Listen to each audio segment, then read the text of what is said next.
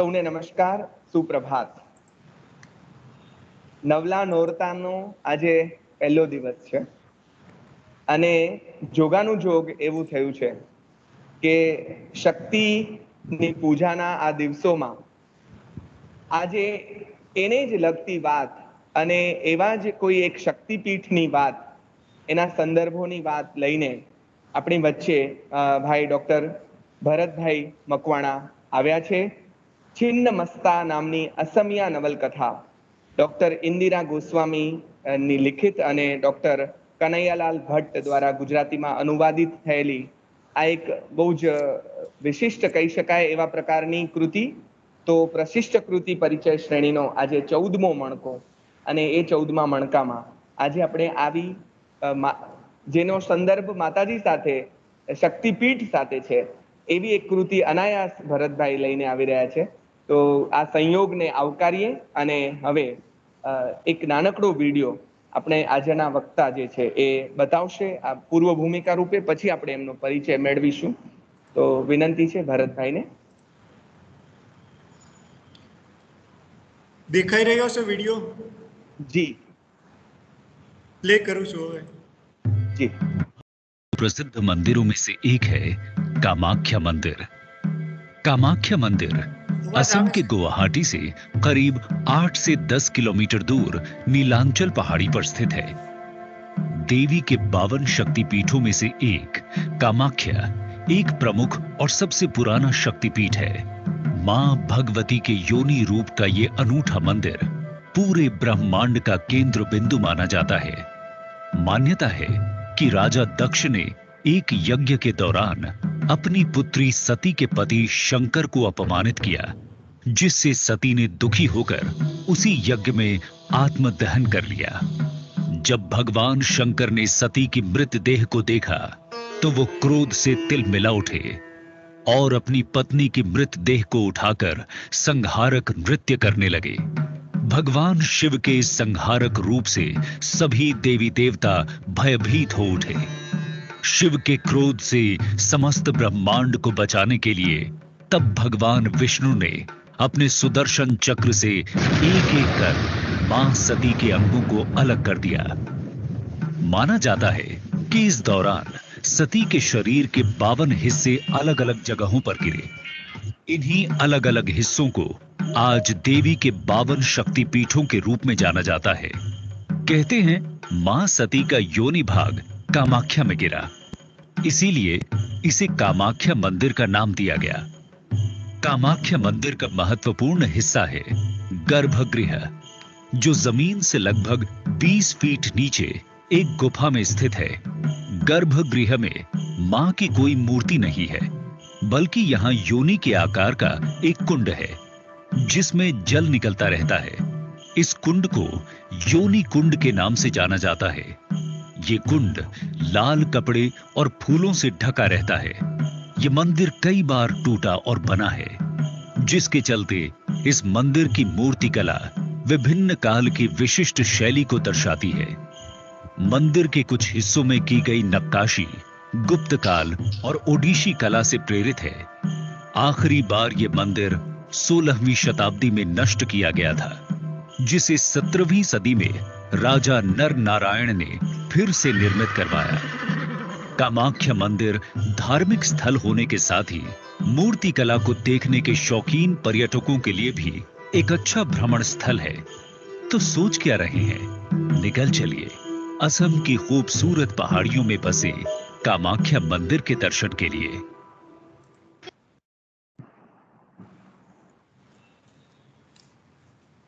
જી. કામાખ્યા મંદિર સાથે જે આ પુસ્તકનું કથાવસ્તુ સંકળાયું છે, એ મંદિર અને એની સાથે જોડાયેલા ઇતિહાસની વાત, એ મંદિરની સાથે જોડાયેલા કેટલાક તથ્યોની વાત આ વિડીયોમાં આપણે સાંભળી. ભરતભાઈ બહુ જ મિતભાષી એવા અમારા અધ્યાપક મિત્ર છે.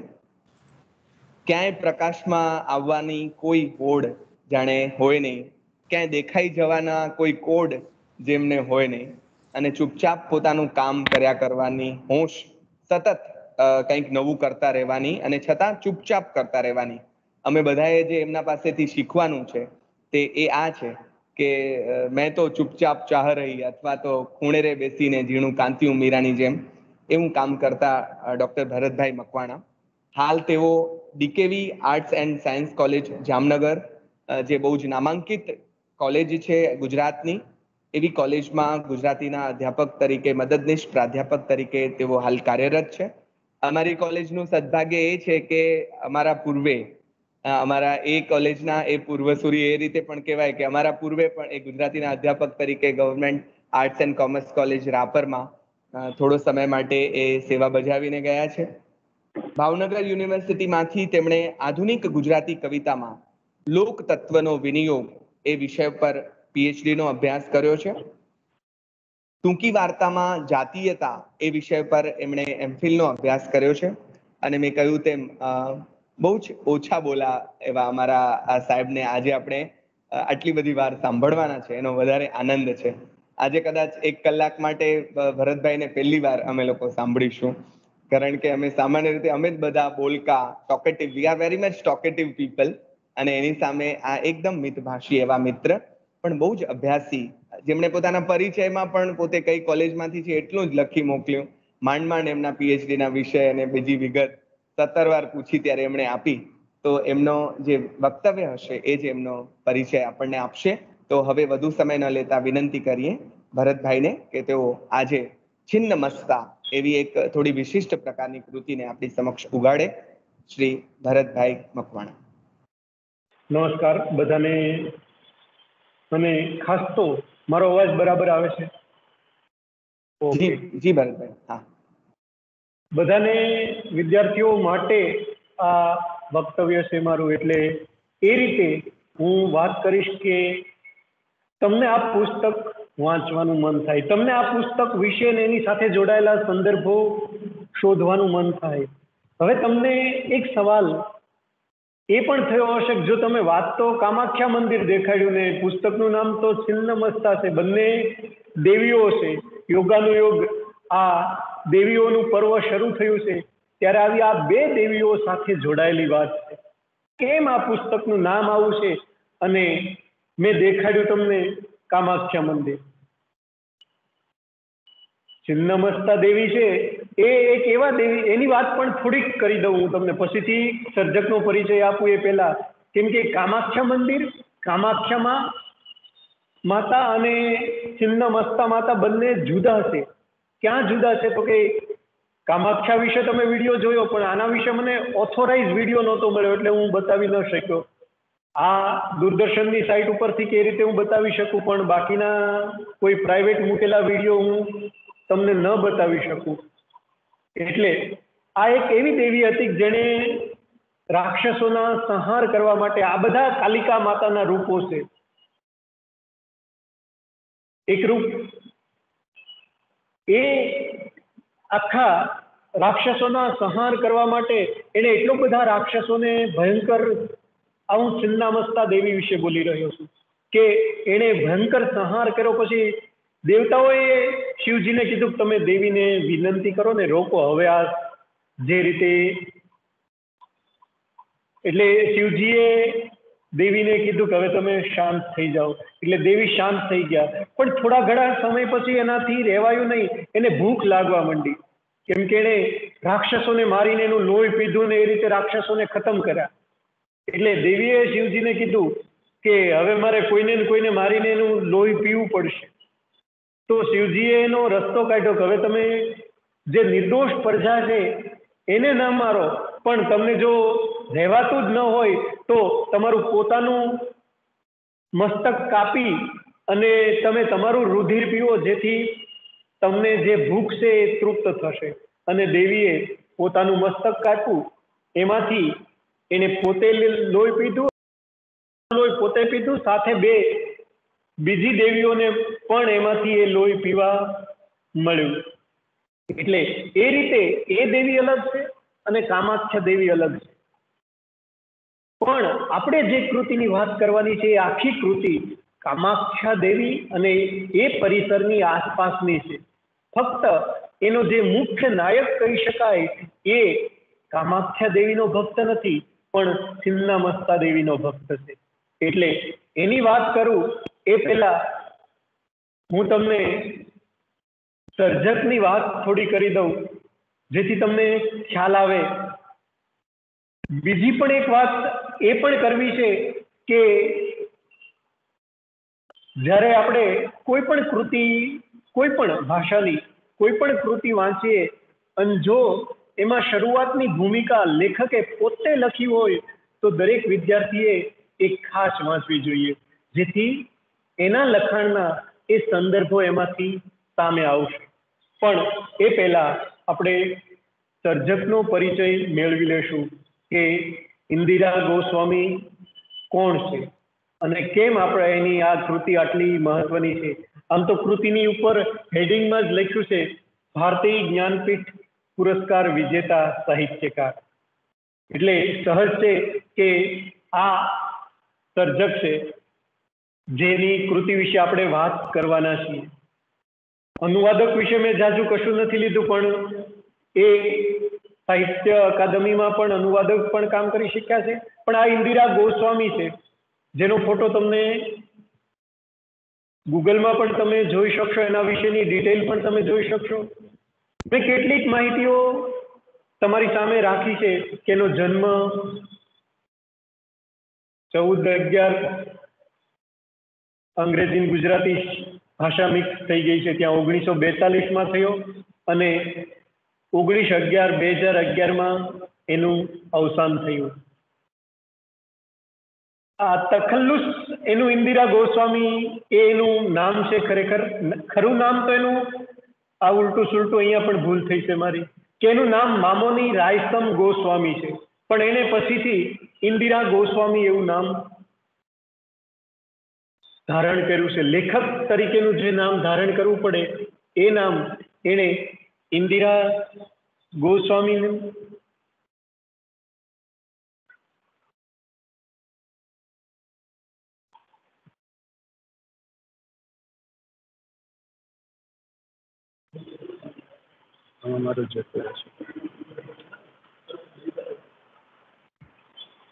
મારો અવાજ કદાચ તમને આવતો બંધ થઈ ગયો હશે એવું મને લાગે છે.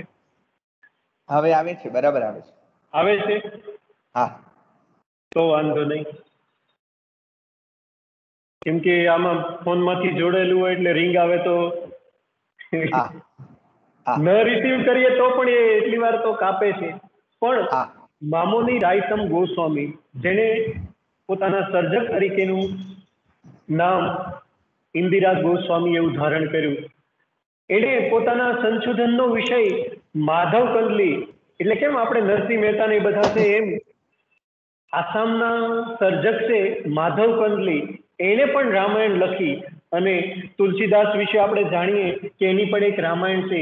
એ બંનેની રામાયણનો તુલનાત્મક અભ્યાસ કર્યો અને દિલ્હી યુનિવર્સિટીમાં આસામી ભાષાના પ્રોફેસર તરીકે એણે સેવાઓ આપી.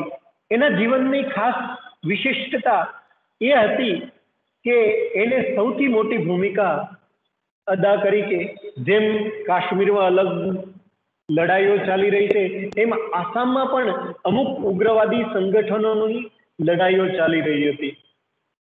એ અને સરકાર વચ્ચે મધ્યસ્થની ભૂમિકા એણે ભજવી કે બંને વચ્ચે બંનેનો સેતુ સંધાય અને જે ઉગ્રવાદીથી પણ એક તરફ પ્રજા હેરાન થતી હોય ઉગ્રવાદના કારણે અને બીજી તરફ સરકારી નીતિઓના કારણે પણ પ્રજાને વેઠવાનું આવે તો પોતાની પ્રજા, પોતાના પ્રદેશની પ્રજા ને સુખ મળે અથવા તો શાંતિ મળે એ માટે થઈને ઇન્દિરા ગોસ્વામીએ આ બંને સરકાર અને આ ઉલ્ફા સંગઠન વચ્ચે એક જોડતી કડી, મધ્યસ્થી બની અને જોડતી કડીરૂપ એ બન્યા અને એ આખી લડાઈ, એ સંગઠનની લડાઈ ધીમી પાડી, પ્રજાને નુકસાન થતું અટકાવ્યું.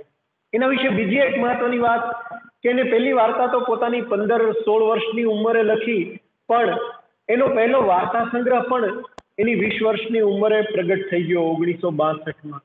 એટલે એનામાં જે જન્મજાત સર્જક પ્રતિભા એ શરૂઆતથી જ હતી એવું કહી શકાય. એટલે એક સર્જક, એક કવિ, એક લેખક અને એની ઉપર એક સંવેદનશીલ સામાજિક કાર્યકર રૂપે પણ એણે પોતાના જીવનની ભૂમિકા અદા કરી. અહીંયા મેં કેટલાક નામ અંગ્રેજીમાં જે રાખ્યા છે એ બધા એની નવલકથાઓના નામ છે, પણ સાથે ગુજરાતી એટલે લખ્યું એ લિપિયાંતર છે, ભાષાંતર નથી. એ મૂળ નામ એનું અસમી ભાષામાં છે, ચિનાવાર શ્રોતા. કેમ કે ગુજરાતી અનુવાદ થાય તો ક્યાં મુશ્કેલી થશે એ પણ હું તમને આગળ જતા બતાવીશ, એટલે મેં એનું ગુજરાતી નથી કર્યું. નીલકંઠી બ્રહ્મા એટલે નીલકંઠી કંઠ બ્રજ એવું પણ એનું અંગ્રેજી રૂપાંતર થયું છે. એની બીજી નવલકથા છે આહિરન. આ ગુજરાતી જેવું લાગે પણ ગુજરાતી નથી. તમે નામ જોશો તો તમને ખ્યાલ આવશે કે આ બધા નામ કંઈક જુદા છે. મામોર, ધોરા, તરવાલ, અરુ, દુઃખો, ઉપન્યાસ. આમ તો એનું ગુજરાતી કરીએ તો કાટ ખાઈ ગયેલી તલવાર અને બીજા નવલકથાઓ. પણ આનો ગુજરાતી અનુવાદ નથી થયો. અનુવાદક શું નામ આપશે એ ઉપર આધાર રહેશે. એટલે મેં ખાલી લિપિયાંતર કર્યું છે. પણ તમને એની કૃતિઓ વિશે અંગ્રેજી સ્પેલિંગ એટલે રાખ્યા છે કે તમે ગૂગલમાં શોધી શકો. બુધો સાગોર ઘુઘોર ગીશા અરુ મોહમ્મદ મુસા. આ મોહમ્મદ મુસાના જીવન વિશેની આખી નવલકથા છે. દતાલ હાતીર ઉને ખોવા હાવડા. આના ઉપરથી તો ફિલ્મ પણ અદજ્જા એવી બની છે. એની અંગ્રેજી ટ્રાન્સલેટ પણ થયું છે. લેખકે પોતે જ એનું લેખક એવું કહું છું ત્યારે સ્ત્રી પુરુષનો ભેદ ભૂલીને હું બોલી રહ્યો છું. કેમ કે લેખિકા એવું કહેવું જોઈએ, પણ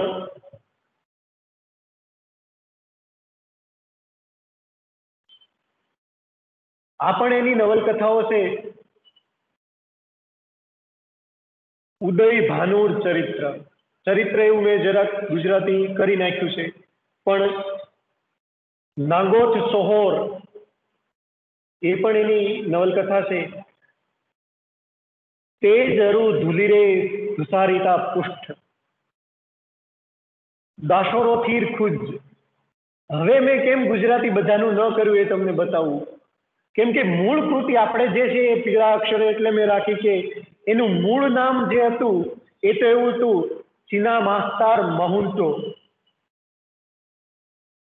એટલે કે ચીના મસ્તાનો માણસ એવું ગુજરાતી થાય. ધ મેન ફ્રોમ ચિન્ના મસ્તા એવું એનું અંગ્રેજી ટ્રાન્સલેટ થયું. પણ આપણે ત્યાં ગુજરાતી આવતા આવતા કૃતિનું ખાલી નામ રહ્યું ચિન્ના મસ્તા. એટલે મેં બાકીની કૃતિઓનું ગુજરાતી એટલે ન કર્યું. સર્જક જ્યારે કોઈ રૂપાંતર કરવા બેસશે, કોઈ ટ્રાન્સલેટ કરવા બેસશે ત્યારે એ શું નામ આપશે ખબર નથી. થેંગ ફાખરી તહસીલદાર તમોર તરુવાર. આ બધી એની નવલકથાઓ હતી. આ બધી એની ટૂંકી વાર્તા. ટૂંકી વાર્તાના શીર્ષકો મોટા ભાગે અંગ્રેજી નામોના આધારે લીધા છે ને એનું ગુજરાતી પણ નથી કર્યું. બીટ, દ્વારકા એન્ડ હિઝ ગન, પરાસુર વેલ, ધ જર્ની એના પરથી પણ ફિલ્મ બની છે. ધ જર્ની પરથી. સંસ્કાર. સંસ્કાર વિશે તમે જે સાંભળ્યું વિરેનભાઈ પાસેથી એ નવલકથા જુદી હતી. અહીંયા એની આ ટૂંકી વાર્તા છે. આ મેં એટલે કહ્યું તમને એમ થાય કે વિરેનભાઈ તો કોઈ બીજા સર્જકનું નામ લેતા હતા ને અહીંયા કોઈ બીજી આવી ગઈ કૃતિ. બ્રેક એ બિગિનિંગ બોલ, ઉડન બખ્ત, રિલીવ આ એની ટૂંકી વાર્તાઓ હતી. આ ઉપરાંત ઇન્દિરા ગોસ્વામીએ કવિતાઓ પણ લખી. એના કાવ્ય સંગ્રહના નામ છે pain and flash, Pakistan, ode to a war. એણે પોતાની આત્મકથા 3 ભાગમાં લખી. પહેલી આત્મકથા અધૂરી આત્મકથા એવું એનું ગુજરાતી થાય, અનફિનિશ્ડ ઓટોબાયોગ્રાફી. અને એ આત્મકથાએ ખૂબ બધી ચર્ચાઓ જગાવેલી. આખા આસામને અને એની આસપાસની ભૂમિને હલબલાવી નાખેલી. એવા એને પોતાની આત્મકથામાં પોતાના સત્યો પ્રકાશિત કરેલા. ત્યારબાદ વધુ થોડાક આત્મકથાના પાના વધુ થોડાક આત્મકથાના પાના, એવી રીતે બાકીના 2 ભાગો પણ એને પોતાની આત્મકથાના ઉમેર્યા. ત્યારબાદ એને મળેલા સન્માન, જેનું ગુજરાતી થઈ શકતું હતું એ બધું ગુજરાતી કરીને રાખ્યું છે અને સાથે અંગ્રેજી પણ રાખ્યું છે. કે 1982માં એને સાહિત્ય અકાદમી એવોર્ડ મળ્યો, દિલ્હી સાહિત્ય અકાદમી. ત્યારબાદ 89માં ભારત નિર્માણ એવોર્ડ, ઉત્તર પ્રદેશની હિન્દી સંસ્થાન તરફથી એને 92માં સૌહાર્દ એવોર્ડ ઓફ ઉત્તર પ્રદેશ, અને નેશનલ લેવલે એને કથા એવોર્ડ પણ સાહિત્ય માટે મળ્યો. પછી આ આસામનો જ એવોર્ડ છે, કમલ કુમારી ફાઉન્ડેશન તરફથી એને નેશનલ એવોર્ડ મળ્યો. 2000માં એને જ્ઞાનપીઠ એવોર્ડ મળ્યો છે. આ બરાબર થોડું યાદ રાખી લેવા જેવું છે. 2000માં એને જ્ઞાનપીઠ એવોર્ડ મળ્યો. ત્યારબાદ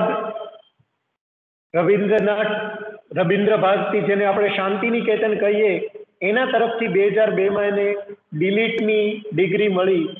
હવે આ ડિલીટની ડિગ્રી વિશે પણ થોડીક વાત, પણ એ બધું વિષયોમાં ફંટાવું નથી મારે. પછી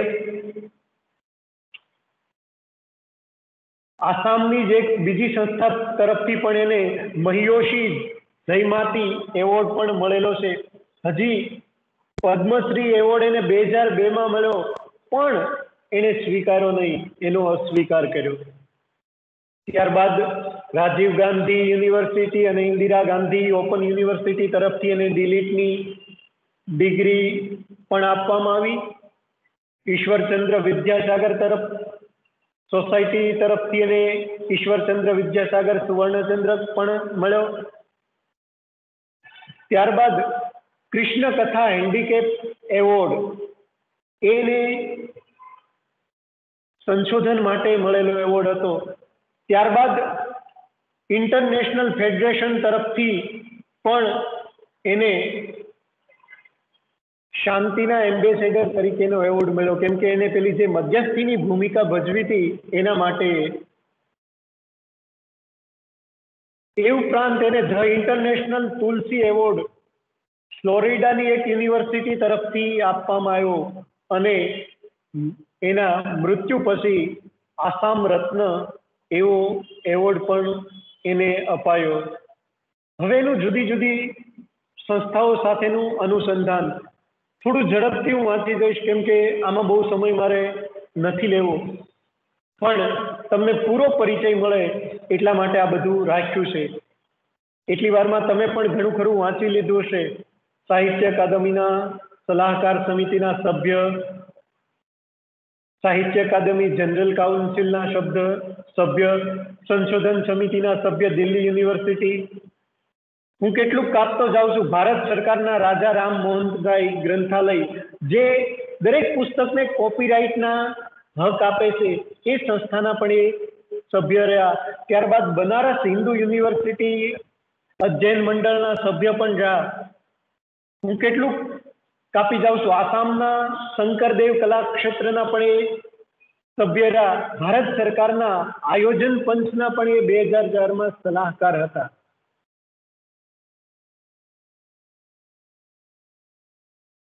આ પણ કેટલાક એની જુદી જુદી સંસ્થાઓ સાથેના જોડાણ છે, જેમાં મધ્ય દિલ્હી હિન્દી અધ્યાપન મંડળના પણ એ સભ્ય રહ્યા છે. અને હવે આ તમે, હું માનું છું ત્યાં સુધી હું બધું નથી વાંચતો, તમે વાંચી લેશો, પણ આ થોડીક વધારાની માહિતી હતી. જે માહિતી હતી એ અનવર્થે કે પીપીટી પૂરું થયું છે, વર્ગ નહીં.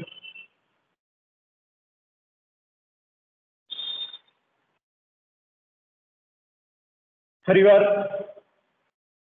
હવે આપણે જે વાત કરવી છે એ મુખ્ય કૃતિ પર આવી જઈએ છીએ, કે આ કૃતિ વિશે હું વાત કરવાનો છું, જેનો ફોટો તમે જોયો હશે. કૃતિ વિશે કેટલીક સ્પષ્ટતાઓ થાય એ પહેલા લેખકનું, મેં તમને કીધું એમ શરૂઆતમાં, તમારે દરેક લેખકનું નિવેદન ખાસ વાંચવું જોઈએ, જેથી તમને ખ્યાલ આવે કે આ નવલકથા શેના માટે. હું આખું નિવેદન નહીં, પણ એમાંથી 1 કે 2 કટકા મારે તમને સંભળાવાશે, જેથી આખી નવલકથાની તમને ખ્યાલ આવે કે લેખકે આ સર્જન, આ નવલકથા છે કે ઇતિહાસ કથા છે. આમ તો સમય ઐતિહાસિક છે, કથાના પાત્રો ઐતિહાસિક નથી, પણ એની ભૂમિકા. આ નવલકથા ભારતના ઉત્તર પૂર્વી રાજ્ય અસમ સ્થિત સૌથી મોટી શક્તિપીઠ કામાખ્યાની પૃષ્ઠભૂમિ પર લખાયેલી છે. ઈસવીસન 1921 થી 32 સુધીની ઘટનાઓના આધાર પર આ નવલકથાની રચના કરવામાં આવી છે. પછી એ સિવાયનો સમય પણ એમાં આપોઆપ ઉમેરાતો જાય છે. આટલી માહિતી જરૂરી હતી. ત્યારબાદ એક બીજી થોડીક માહિતી આ નવલકથા વિશે. આ નવલકથામાં એ સમયના અસમ પર શાસન કરવાવાળા અંગ્રેજ શાસકોનું કેટલુંક વર્ણન છે. એક અંગ્રેજ મહિલાએ કેવી રીતે શક્તિપીઠના તાંત્રિક સાથે સંબંધ બનાવ્યો હતો એને કથાના મૂળ રૂપે લેવામાં આવ્યું છે. ત્રીજી મહત્વની બાબત કે જે તમને કહેવી જોઈએ, આ લેખિકાએ પોતે લખેલી વાતો. નવલકથાનો મુખ્ય ભાગ છે આ શક્તિપીઠમાં દરરોજ ચાલતી રહેલી બલિ.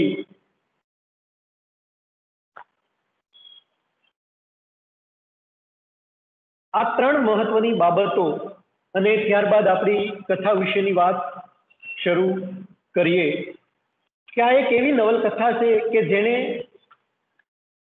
ઇતિહાસ સાથે પણ સંબંધ છે અને જેને એક એવી પરંપરા સાથે પણ સંબંધ છે કે જે પરંપરા કદાચ આજે આપણા માટે જોવી પણ દુર્લભ હોય એવી પરંપરા સાથેનું જોડાણ છે. એવી પરંપરા સાથેને નાતો છે. આપણે કદાચ કોઈ પુસ્તકોમાં આ વાંચ્યું કે કેમ કે આપણે ત્યાં આવા ભાત ભાતના મંદિરો છે, ભૈરવનાથનું મંદિર, કામાખ્યાનું મંદિર, જ્યાં જુદી જુદી વાતો થાય છે, જુદી જુદી એની રીતિ રિવાજોની પરંપરાઓ હતી અથવા કેટલીક જગ્યાએ હજી છે. કામાખ્યા મંદિરની એક પરંપરા હતી કે ત્યાં તાંત્રિકો, આપણે ત્યાં પણ આપણી આસપાસ આવા ઘણા બધા તાંત્રિકો તમને હમણાં જ નવરાત્રિઓમાં આ બધું જુદી જુદી સાધનાઓ કરતા જોવા મળશે કે આ મંત્ર સિદ્ધ કરીએ કે આ મંત્ર સિદ્ધ કરીએ, આ મંત્ર સિદ્ધ કરવાથી આ વસ્તુ થાય, આ વસ્તુ થાય. એવી બધી સિદ્ધિઓ મેળવવા માટે નવરાત્રિથી લઈને છેક કાળી ચૌદશ સુધી આ પ્રક્રિયાઓ આપણે ત્યાં ચાલે છે. એવી જ એક સૌથી આખા દેશની પ્રતિષ્ઠિત જગ્યા એટલે કામાખ્યા મંદિર, જ્યાં દરેક તાંત્રિક સિદ્ધિ મેળવવા માટે જાય. એક પરંપરા હતી ત્યાં માનવની બલિ આપવામાં આવતી. માણસની બલિ, યાદ રાખજો કે માણસને જીવતો માતાજીના ચરણોમાં ડોકું કાઢી અને એનું લોહી ધરવામાં આવતું. એવું કહેવાય કે આ જે કામાખ્યા મંદિરનો જે તમને જોયું એમાં યોનિવાળો ભાગ છે, એમાં સતત કોઈને કોઈ બલિ આપનાર વ્યક્તિ, માનવ બલિ જ્યાં સુધી અપાતી હતી ત્યાં સુધી માનવ બલિ અને માનવના લોહીથી એ ભાગ ભીંજાયેલો રહેતો. ત્યારબાદ અંગ્રેજો આવ્યા અને કેટલાક એવા સુધારક વિચારધારાવાળા પૂજારીઓ આવ્યા ને એને આ માનવ બલિ અટકાવી. પણ માનવ બલિ તો અટકી, પણ પશુ બલિઓ શરૂ થઈ. કેટલાય એવા દ્રશ્યો છે જે એમાં પશુ બલિ અપાતી હોય ને એ બધું. હું તમને એકાદું દ્રશ્ય, એક બે દ્રશ્યો પણ વાંચીને સંભળાવીશ કે આપણને ખાલી આ સાંભળતા એમ આમ આપણા રૂવાટા હલબલી જાય અને આપણને એમ થાય કે આ આવું થતું હશે. એવી વાત એ બધી એ પશુ બલિ આવી અને એને પણ આજે આપણે ત્યાં આખા ભારતમાં કોઈ પણ જગ્યાએ આવી કોઈ પણ બલિ આપવાની મનાઈ છે. કાયદો ઘડાઈ ગયો કે બલિ આપવી એ એક પ્રકારનો ગુનો છે. કાયદો ઘડાઈ ગયો એટલે આ બધું બંધ થઈ ગયું એવું આપણે માની શકીએ, પણ બંધ થયું હોય એવું આપણે આજે જાણીએ છીએ કે આપણી આસપાસના ઘણા બધા દૂર દરારના મંદિરોમાં ઘણી વખત બકરાના ભોગ અપાય છે, એનાથી આપણે પરિચિત છીએ. એવી બલિઓ અટકાવવા માટેનો જે પ્રયાસ થયો, એક સંન્યાસીએ, એક અંગ્રેજ સ્ત્રીએ જે પ્રયાસ કર્યો, એની કથા એટલે છિન્નમસ્તા નવલકથા. આમ તો આ નવલકથામાં એવું કશું નથી કે જે તમે ન જાણતા હોય. તમે ન જાણતા હોય એટલે તમે કશું જ નથી જાણતા એ નવલકથા વિશે. જે કથા બીજ છે એ જ કદાચ કહું તો તમને એમ થાય કે ઓહ, આવું તો બધે આવે છે, પણ એ કયા ભૂમિમાં રચાય છે એ વધુ મહત્વનું એ કથા બીજ છે. એટલે મારે એ પણ કહેવું છે, મને એમ થાય કે હું કેટલું કહી શકીશ ને કેટલું રહી જશે, પણ જે કાંઈ રહી જશે એ પણ તમારી સુધી પહોંચશે એવી અપેક્ષાએ આખી કથાની શરૂઆત હું પહેલા સંદર્ભો એટલે ખોલી રહ્યો છું, પછીથી હું તમને જ્યારે કથા કહું ત્યારે તમને આ બધું આપોઆપ જોડાઈ જાય. હું પહેલેથી કથા શરૂ કરી શક્યો હોત કે એક રાજા હતો, એક રાણી હતી, એ રીતે જે કથા કહેવાય, વાર્તા કહેવાય, એ રીતે હું કથા કહી શક્યો હોત, પણ સંદર્ભો એટલે કહી રહ્યો છું કે જેથી બાકીની વાતો જ્યારે આવે ત્યારે એ સંદર્ભો જોડાઈ જાય. પહેલા મેં કીધું એમ સમયગાળો એને સ્પષ્ટ કરી દીધો છે કે આપણી સામે જે કથા છે એ 1921 થી લઈને 1932 આસપાસની કથા છે. અને એ કથા કેવી આપણી સામે મજાની છે એ આમ તો જોઈએ તો એક છિન્નમસ્તાનો જટાધારી સંન્યાસી છે. બસ આ એક જ નામના કારણે આ કૃતિને આખું નામ મળ્યું છે. આ જ નામની એક બીજી કૃતિ પણ છે હિન્દી ભાષાની, પ્રભા ખેતાનની, જે મોટા ભાગે નારી ઉત્પીડન અને નારી સામર્થ્યની વાત કરે છે. હું આ કૃતિ વાંચતો હતો ત્યારે મારા મિત્ર જે અહીંયા જોડાયેલા છે ભરત, એને કીધું કે આ જ નામની પ્રભા ખેતાનની પણ કૃતિ છે. એટલે મને એમ થયું કે આ તમને સંદર્ભ પહોંચાડું, જેથી ક્યારેય ભવિષ્યમાં તમે એક કૃતિ વાંચો ને તમને એમ થાય કે ઓહો, સાહેબે તો કંઈક બીજું કીધું હતું આપણને, આ કૃતિમાં બીજું છે, એવું ન થાય. આપણી પાસે જે કૃતિ છે ઇન્દિરા ગોસ્વામીની છે, પેલી પ્રભા ખેતાનની હતી. આપણી પાસે ગુજરાતી નામ છે એ જ એનું હિન્દી નામ છે. પણ એક એવા જટાધારી સંન્યાસીની વાત છે. બીજું એક બ્રહ્મપુત્રાને પુલ્લિંગ ભાષાની વાત, કે મોટા ભાગે બ્રહ્મપુત્રાને પુલ્લિંગ તરીકે સંબોધે છે, પણ જ્યારે જ્યારે એને સ્ત્રીના રૂપમાં સર્જકે આલેખે ત્યારે ત્યારે એ સ્ત્રીલિંગ તરીકે, નદી તરીકે ગણે છે. બાકી બ્રહ્મપુત્રાને એક સમુદ્ર તરીકે અહીંયા પ્રગટ કરી છે. આખી નવલકથાની કથા તો બહુ નાનકડી એવી છે કે એક જટાધારી નામનો સંન્યાસી છે જે છિન્નમસ્તાનો સંન્યાસી ગણાય છે, પણ કામાખ્યા મંદિરમાં આવી અને એ પોતાનું સ્થાન જમાવે છે. એની ત્યાં ગુફા પણ છે. અને એક અંગ્રેજ યુવતી ડર્થી બ્રાઉન, ડર લાગે ને એવું નામ માટે ડર્થી બ્રાઉન એવું એનું નામ છે. બ્રાઉન એ એના પતિથી મળેલી એને અટક છે.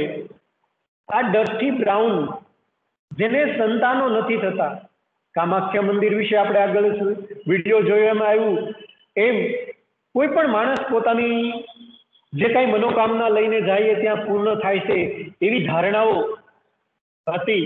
આ ડર્થી બ્રાઉન એ એક એવી અંગ્રેજ સ્ત્રી છે કે જેમાં નારી શક્તિની બધી લાક્ષણિકતાઓ છે. એ સશક્ત છે પોતાની રીતે જીવવા માટે, એ સશક્ત છે પોતાની રીતે લડવા માટે. એ પોતે એને સંતાનો નથી થતા એટલે એકલી ઇંગ્લેન્ડ જઈ અને સારવાર લઈને પાછી આવી છે, તો પણ એને એના પતિથી સંતાનો થતા નથી. એના પતિનું નામ હેનરી બ્રાઉન છે.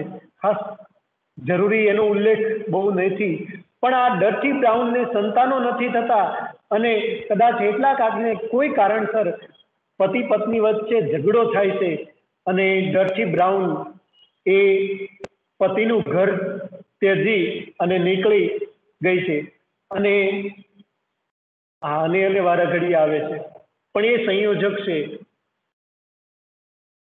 ડર્ટી બ્રાઉન બ્રહ્મપુત્રના કિનારે આવીને એક રાજાએ જે તે સમયે પોતાને રહેવા માટે બનાવેલા ઘરમાં એનું રિપેરિંગ ને એ બધું કરાવી અને ત્યાં પોતાને રહેવાની જગ્યા ઊભી કરે છે. જો આ એક સ્ત્રી છે કે જે એ સમયના જે ભારતમાં આવીને અંગ્રેજો રહ્યા હતા એના મોઢા પર લપડાક મારી અને અંગ્રેજોને ત્યજી અને પોતાની રીતે પોતાના પતિ સાથે એમ કહી દે છે કે મારે એની સાથે કશી લેવા દેવા નથી, એ ડર્ટી બ્રાઉન એ આવી અને મંદિરથી, કામાખ્યા મંદિરથી થોડો દૂર એક ઘાટ છે, એની પાસે આ રાજાએ બનાવેલું એક જગ્યા છે, દ્વારાભંગા એવું એનું નામ છે. એ જગ્યામાં વસવાટ કરે છે એકલી. પેલા થોડાક સમય એના પતિએ પહેલે જ દિવસે કોઈ માણસ મોકલો ત્યાં એકલી રહી શકશે નહીં, કેમ કે એક તરફ બ્રહ્મપુત્રા નદી છે અને બીજી તરફ નદી કિનારેના ડુંગરો, પહાડીઓ અને જંગલ જેવા વાતાવરણમાં ડરથી ભય અને કોઈ જનાવરના કારણે મરી જાય એવું એ ઈચ્છતો નથી. આ ડર્ટીની મુલાકાત એ પોતે દુઃખી છે અને એને કોઈ કારણે સુખ નથી મળતું, એટલે એના પતિ સાથે કામ કરનાર એ મુનિમ, આપણે એને મુનિમ કહીએ અથવા તો જે કંઈ કહીએ, એને મુનશી, એ મુનશી એને કહે છે કે આ જટાધારી છે એ બધી મોટાભાગે સ્ત્રીઓ પોતાના દુઃખો લઈને જટાધારી પાસે આવતી અને જટાધારી એના દુઃખો દૂર કરતા. પણ આ સ્ત્રીને પણ પેલો મુનશી કહે છે કે એ તમને જો શાંતિ મળવી હોય કે આટલા બધા ઈલાજો પછી કંઈ શાંતિ નથી મળતી એટલે જટાધારી પાસે લઈ જાય છે. પહેલી વાર કામાખ્યા મંદિરમાં કોઈ અંગ્રેજ પ્રવેશ કરે છે, કેમ કે અંગ્રેજોને એવો ઉપરથી એની સરકારનો આદેશ હતો કે મંદિરની અંદર કોઈએ પ્રવેશ કરવો નહીં, મંદિરના કોઈ પણ રીતિ રિવાજોમાં કોઈ પણ પ્રકારની દખલ કરવી નહીં કોઈ પણ અંગ્રેજોએ. આ બહુ કડક શબ્દોમાં એને આદેશ હતો કે મંદિરમાં ચાલતી કોઈ પણ પ્રવૃત્તિઓ સાથે અંગ્રેજોએ કશી લેવા દેવા રાખવી નહીં. એટલે મોટા ભાગે અંગ્રેજો આ તરફ આવતા જ નહીં. પહેલી વાર આ ડર્ટી બ્રાઉન પ્રવેશ કરે છે અને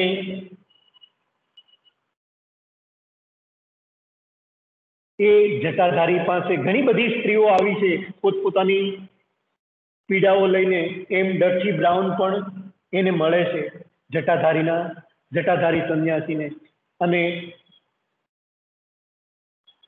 એની પાસે પોતાની વાત રાખે છે અને એની સાથે સંબંધો બાંધે છે. જે સંબંધોને કોઈ આપણે નામ ન આપી શકીએ એવા સંબંધો, નામ ન આપી શકીએ એટલે નબળા નહીં, પણ કોઈ પણ જેનું જોડાણ નથી એવો સંબંધ રાખે છે. અને જટાધારી ઈચ્છે છે કે આ મંદિરમાં જે પશુ પ્રાણીઓની બલિ અપાય છે એ ખતમ થાય, એટલે ડરથી પણ એને એમાં સાથ આપે છે અને જટાધારી એને એના સાથથી આ પ્રાણીઓની, પશુઓની બલિ અપાય છે એ બંધ કરવા માટેના પૂરા પ્રયાસો કરે છે અને અંતે જતા એ સફળ પણ થાય છે. કથા તો આટલી જ છે, તો પછી આટલી મોટી ચોપડી શા માટે લખી? પણ એમાં એક આખો ઇતિહાસ સમાયેલો છે. એટલે આ એક જ કથા નથી, ઘણી બધી કથાઓ સમાયેલી છે. આપણે જાણીએ કે આવા તાંત્રિકોના અંતે બધું હોય ત્યારે ઘણા બધા આપણા મનમાં પણ પ્રયાસો હોય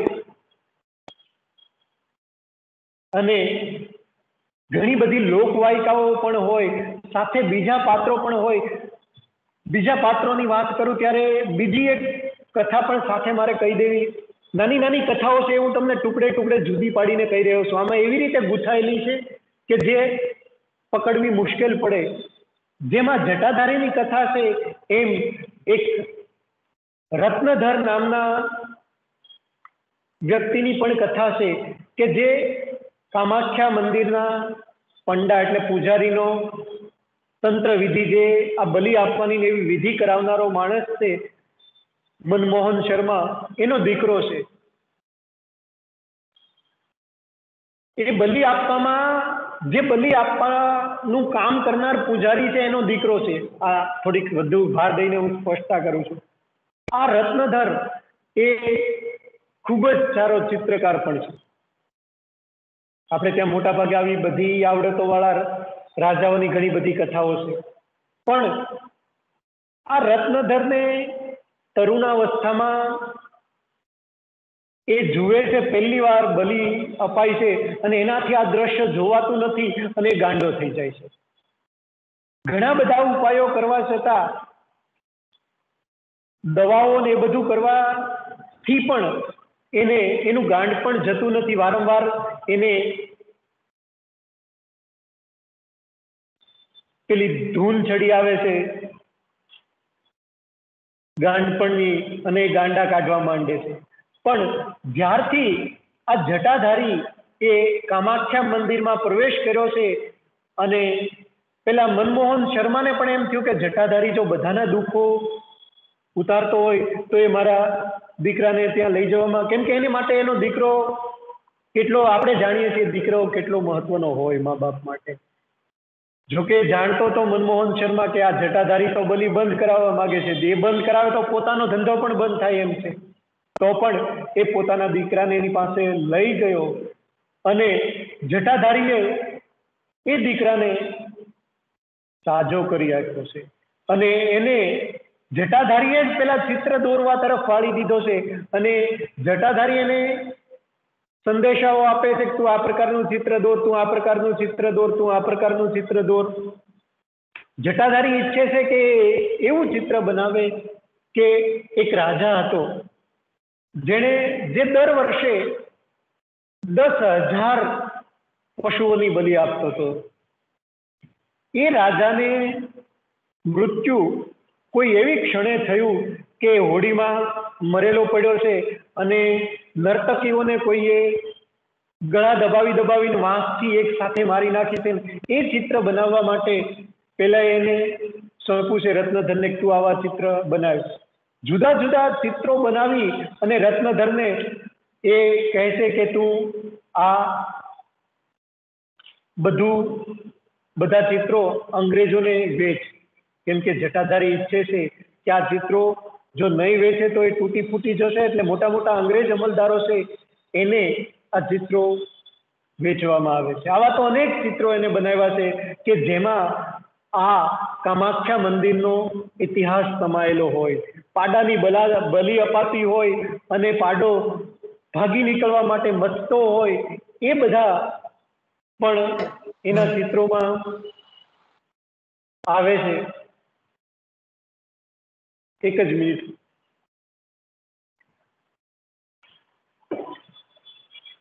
કે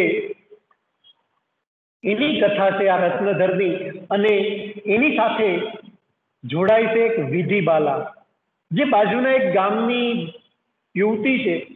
એક બીજો રિવાજ કામાખ્યા મંદિરનો તમને આની સાથે સાથે એટલે કહી દઉં, આસામની આસપાસ એ સમયે એવો રિવાજ હતો કે દીકરીનું લગ્ન, આપણે ત્યાં પણ આ રિવાજ તો હતો ઘણા સમય સુધી. જે વડીલો જોડાયેલા છે એ તરત કહેશે કે હા હતો, કે દીકરીને માસિક ધર્મ શરૂ થાય એ પહેલા એના લગ્ન કરી દેવા પડે.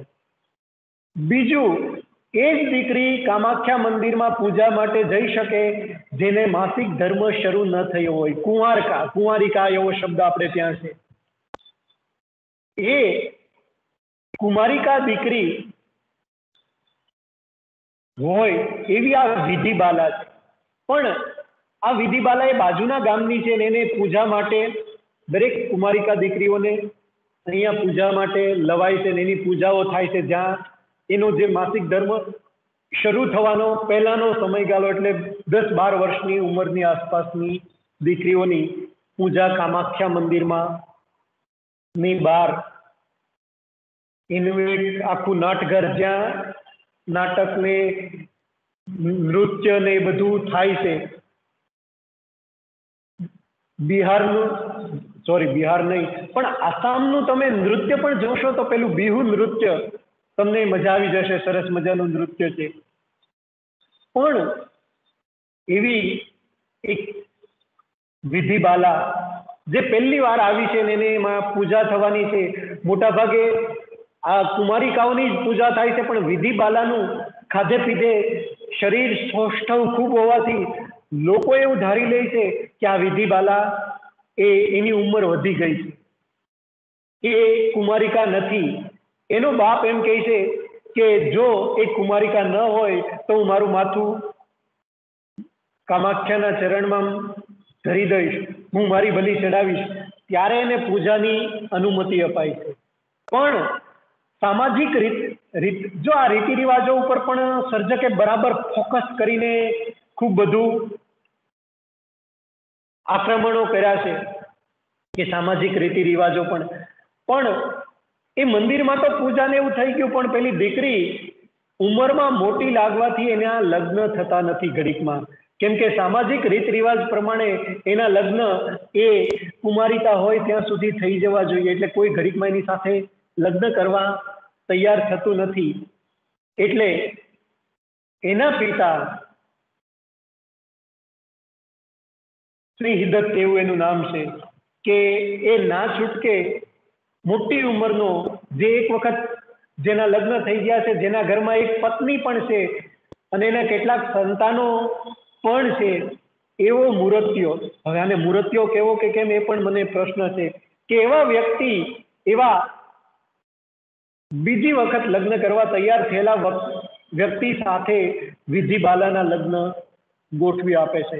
એનું વર્ણન જ એટલું ભયંકર છે કે આપણને એમ થાય કે આવો મૃત્યુ દાઢીન બાઢીન ગુંડા જેવો માણસ જે વિધિબાલા જેને પહેલી વાર જોવે છે ત્યારે તેને એમ થાય છે કે હમણાં મારા શરીરના અમુક ભાગોને ખાઈ જશે. એટલે વિધિબાલા તેની સામે ઊભી પણ નથી રહી શકતી. એટલી નાની એવી યુવતી અને પેલો આધેડ 40-45 વર્ષનો એવો હટ્ટો કટ્ટો માણસ એની સાથે વિધિબાલાના લગ્ન, અને લગ્ન પણ કઈ શરતે કે વિધિબાલાના પિતા એક પાડાનો બલિ આપે તો, કારણ કે વિધિબાલા પેલા કુમારિકાનું ઉંમર વટી ગઈ એવું લોકોને લાગે છે. એટલે જો કેટલા સમાજ પર પણ આ બહુ મોટો પ્રહાર છે. એટલે એ બલિની કથા અને એ વિધિબાલા સાથે આ રત્નધરની મુલાકાત થાય છે, કેમ કે એ એના યજમાન બનીને ઘરે આવે છે અને રત્નધર એ પેલા બલિના વિરોધ વાળો માણસ, એનો બાપ બલિ આપવાનો પૂજારી. આ દ્વૈત ખેંચતાણ સંઘર્ષ રચીને પણ સર્જક એક આખી નવલકથા રચી શક્યા હોત, પણ એને તો આખો છે આખો જે તે સમયનો ઇતિહાસ, જે તે સમયમાં સમાજમાં રહેલી સામાજિક રૂઢિઓ, સામાજિક રીતિ રિવાજો, સમાજમાં સ્ત્રીનું સ્થાન, એ બધું પણ એને બતાવવું છે. અને સ્ત્રીઓ તરફથી શરૂ થઈ ચૂકેલા વિરોધો, એ બધું સર્જકને બતાવવું છે. એટલે એણે એ ભાગ પહેલી વાર વિધિબાલા અને રત્નધર મળે છે અને વિધિબાલા જે પાડો નાનપણથી એના ઘરે જન્મ્યો હતો, એના ઘરનો જ પાડો પેલો એનો બાપ બલિ માટે લઈ આવ્યો છે. વિધિબાલાએ નાનપણથી જેને રમાડ્યો છે, વિધિબાલાએ જેને સતત જેની સાથે રમતો કરી છે અને એક નામ માત્રથી એ પાડાને બોલાવે ને પાડો પોતાની માનું દૂધ પીતો હોય તો એ મૂકીને પણ વિધિ બાલા સાથે જોડાય એવો એ પાડો છે. પણ અને એની બલિ અપાઈ રહી છે વિધિ બાલા માટે. આમ તો વિધિ બાલાની બલિ જ અપાઈ રહી છે આટલા મોટી ઉંમરના વ્યક્તિ સાથે લગ્ન કરીને. એટલે એ રીતે વિધિ બાલા પહેલી વાર એને ખ્યાલ આવે છે કે આ રત્નધર એ આવું બધું કામ કરે છે કે આવા પાડાને ઘણીવાર બલિના પાડાને રત્નધર છોડી મૂકે છે. એટલે એક વખત ભાગી ગયેલા પાડાની પછીથી બલિ અપાતી નથી. એટલે પહેલી મુલાકાત રત્નધરની અને વિધિ બાલાની એની માં એમ કહે છે કે આને પેલી ડરથી બ્રાઉન જ્યાં અંગ્રેજ સ્ત્રી રહેતી હતી ત્યાં એ ઘર એને જોવું છે. કેમ કે વિધિ બાલાને નાનપણથી એમ હતું કે આવી કોઈ અંગ્રેજોને જોવાય. આજે આપણને ખબર છે કે આપણે ક્યાંક અંગ્રેજોને જોઈ જઈએ ગોરા લોકોને તો આપણને એમ થાય કે એની સાથે એક સેલ્ફી લઈ લઈએ, એક ફોટો લઈ લઈએ. આપણને આજે પણ કુતૂહલ છે. તો તમે વિચાર કરો કે છેક 1920-21માં કેવી સ્થિતિ હશે. આ પેલા આઝાદીના પણ પડઘમ વાગી રહ્યા છે. એ પણ ઉલ્લેખો છે કથામાં. પણ વિધિ બાલાને રત્નધરની માં એમ કહે છે કે આને પેલું દ્વાર ભાંગાનું ઘર જોવું છે જ્યાં એકલી પેલી અંગ્રેજ સ્ત્રી રહી છે. એટલે તું દીકરા એટલે રત્નધર એને એ બતાવવા લઈ જાય છે. ત્યાં બંને વચ્ચે વાત થાય છે. ત્યાં પેલી જુએ છે કે રત્નધર સરસ મજાનો ચિત્રકાર પણ છે. રત્નધર એના પ્રેમમાં પડી જાય છે. એ તો એ પહેલેથી પહેલા જ્યારે નૃત્યમાં પૂજા માટે લવાય ત્યારથી રત્નધર વિધિ બાલા તરફ આકર્ષાયેલો છે. અને હવે વિધિ બાલાના લગ્ન થવા જઈ રહ્યા છે. પણ એને કહી નથી શકતો. પાડો છોડી મૂકવાની વાત આવે છે ત્યારે એમ કહે છે કે જો તારે એની સાથે ન લગ્ન. એ પેલા સિંહદત્તને પણ રત્નધર કહે છે કે એવો બલિ આપો શા માટે? હું કોઈ લગ્ન નહીં કરે તો હું વિધિ બાલા સાથે લગ્ન કરીશ. પણ પેલો રત્નધર એ વાત સ્વીકારવા તૈયાર નથી. પાડો ભગાડી મૂક્યો છે, પાડો ભાગી ગયો છે. તો પેલો સિંહદત્ત એમ કહે છે કે હું સિંહદત્ત છું, હું મારી જમીન વેચીને બધું વેચીને પણ 2 પાડાના બલિ આપીશ અને ત્યારબાદ મારી દીકરીને પરણાવીશ. હવે બીજી તરફ એનો ભાઈ પણ છે જે જોડાવા માંગે છે, જે આ બધું વેચાઈ જાય તો એના માટે કશું વધશે નહીં એવો એનો ભાઈ રાહ જોઈ રહ્યો છે કે ક્યારે આ બધું અટકે, કંઈક એના પિતા એના માટે વધવા દે.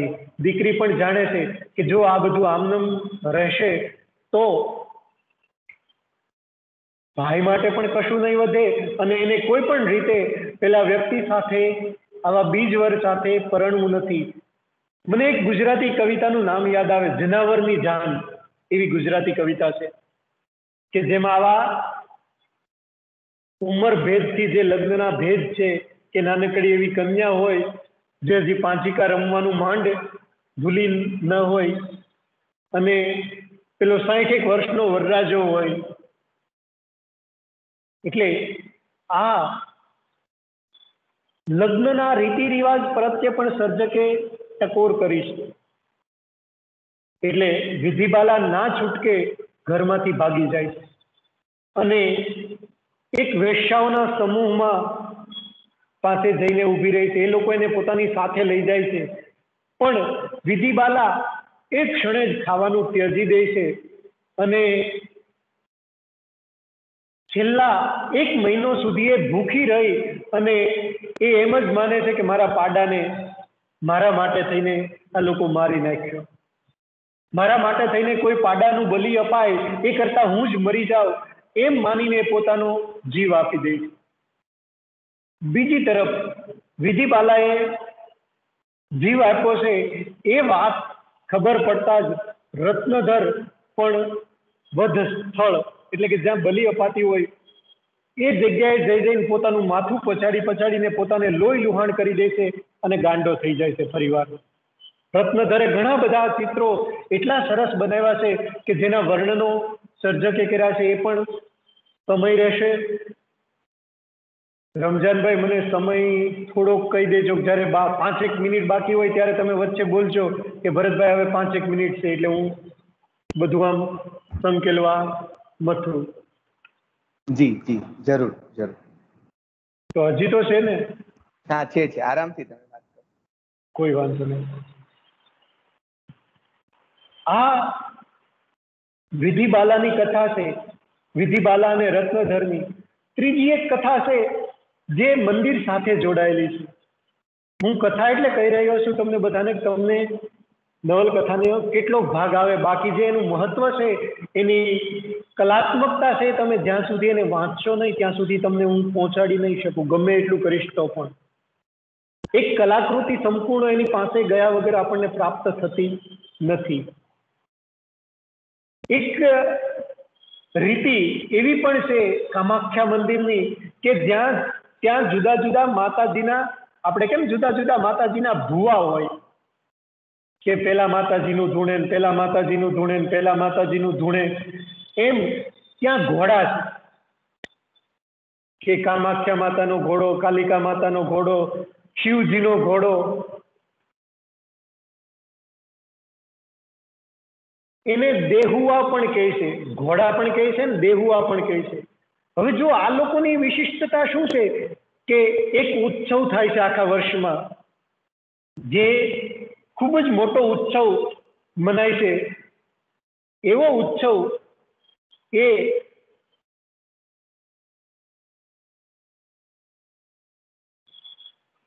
ધ્વનિ પૂજા પણ એને કહે છે. અને હું એક જ મિનિટમાં તમને નામ જોઈને પણ કહું કે એ ઉત્સવ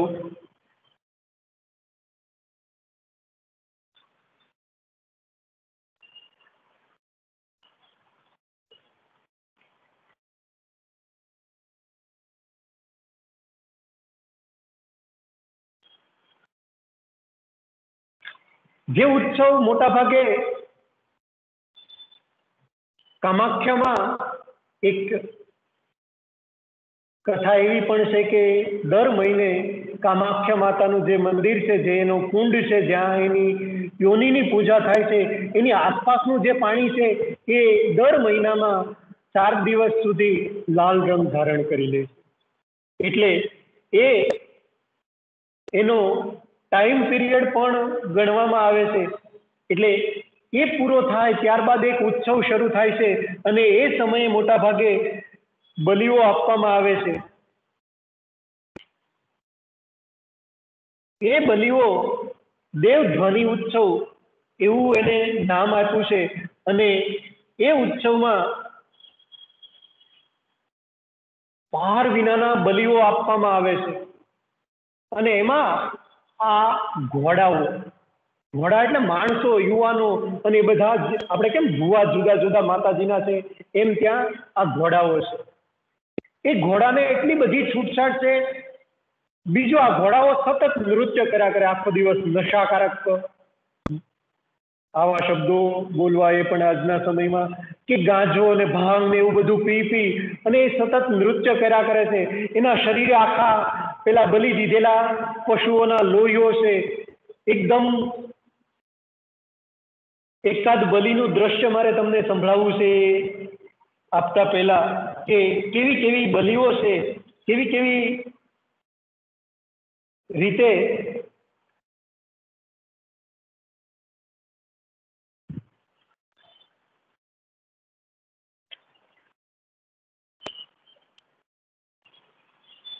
કે આ ઘોડાઓ વાળી વાત પૂરી કરીને એ બલિવાળું દ્રશ્ય એકાદું આપણે જોશું. આખી નવલકથા તમે એક પછી એક દ્રશ્ય જોતા હોય ને એવી ફિલ્મ ભજવાતી હોય એમ તમને એક પછી એક દ્રશ્ય દેખાય છે. આ ઘોડાઓ સતત નૃત્ય કરી રહ્યા છે આખો દિવસ.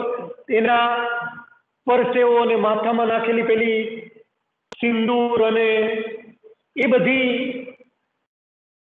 થી એના આખા જે શરીર છે ભીંજાયેલું હોય છે સતત. ક્યાંક બલીનું લોહી, ક્યાંક પેલો સિંદૂર માથામાં નાખેલો, ક્યાંક પેલી હલ્દી, ક્યાંક પરસેવો.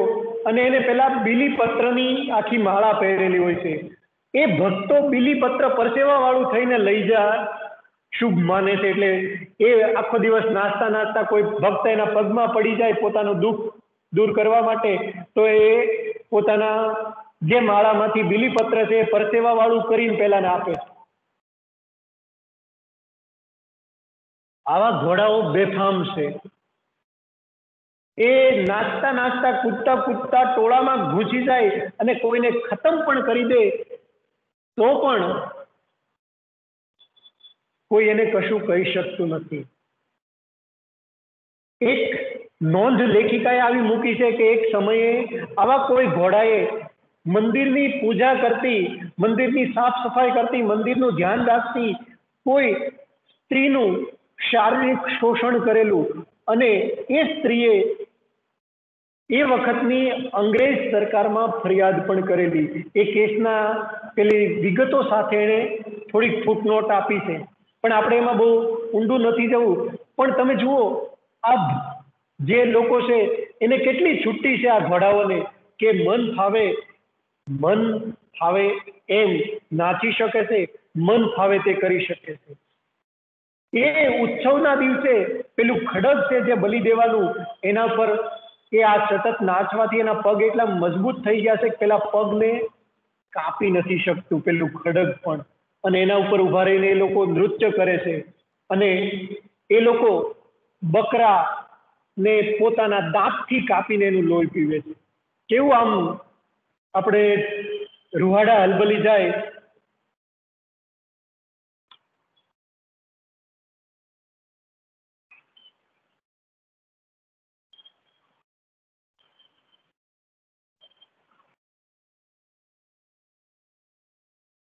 મને એમ થઈ ગયું કે આવું દ્રશ્ય, પણ હજી એનાથી વધુ ભયંકર એક દ્રશ્ય છે કે આ બલિ માટેનો પેલો ઘોડો નાચી રહ્યો છે ખડગ ઉપર અને લોકો એને બકરા આપી રહ્યા છે, બકરાને પોતાના મોઢાથી કાપે. આમ તો આવી વાતો ન કરવી જોઈએ, પણ નવલકથાનો એક ભાગ. અને તમે બધા કોલેજમાં આવી ગયેલા વિદ્યાર્થીઓ, હું બાકીના મિત્રોને એટલે નથી ગણતો, વિદ્યાર્થી માટે હું વાત કરી રહ્યો છું. બાકી તો બધા પરિપક્વ જ છે, પણ વિદ્યાર્થીઓ પણ, કેમ કે આખી કથા જો તમે પરિપક્વતા ન દાખવો તો એકદમ છેલબટાઓ જેવી વાત થઈ જાય. પણ આખા દ્રશ્યો છે ભયંકર, બીભત્સ રસના ઉદાહરણો કહી શકાય ને એવા. અને એ પેલા બકરાને તો કાપે છે, પણ કબૂતરોની બલિ પણ આ રીતે અપાય છે કે કોઈ કબૂતર લઈને પેલા નાચી રહ્યા છે, ઘોડાને આપે છે, તો એ ઘોડો નાચતો નાચતો જ એનું કબૂતરનું ગળું કાપી અને આખા એના શરીરમાંથી લોહી પી લે છે.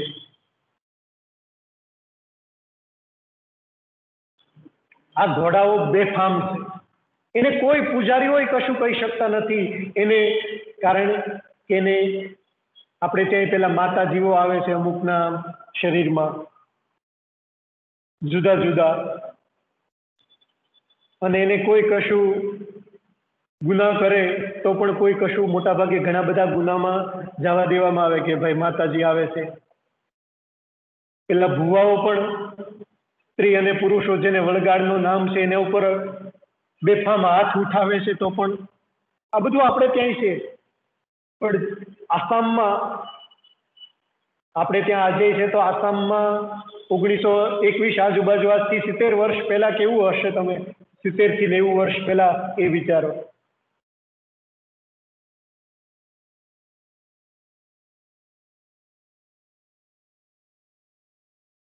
એક બલિ માટે લઈ જવાતા પશુની મારે તમને ચિત્ર દેખાડવું છે કે કેવું ભયંકર છે એમ.